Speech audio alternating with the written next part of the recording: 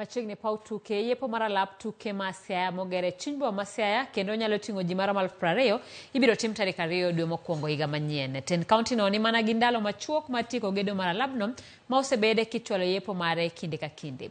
Kane loso kinde mane olimo alabno, jagoro mongirore migawo mar arita Laktar Ramogi nolero ni en gi geno ni alabno ibiro tieki motelo ne yepo mare ma ibiro yuorie gi jatend piny Kenya William Ruto gi nyawadgi mar Uganda Yoweri Museveni.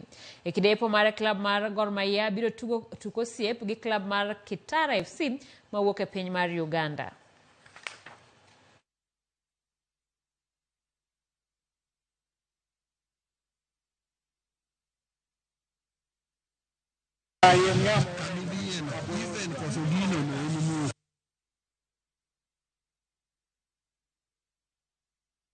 The final day will be the 2nd of January, when we will have an event in which we'll have the President of the Republic of Kenya and the President of Uganda attending and gracing that occasion, when there'll be a football match between Gor Mahia and Kitara Football Club from Uganda.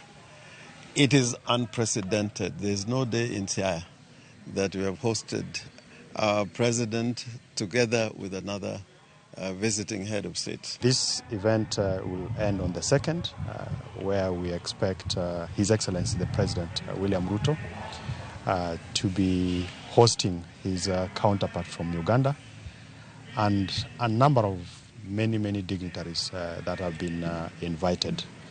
And the Right Honorable Raila Amolo Odinga will also be in attendance.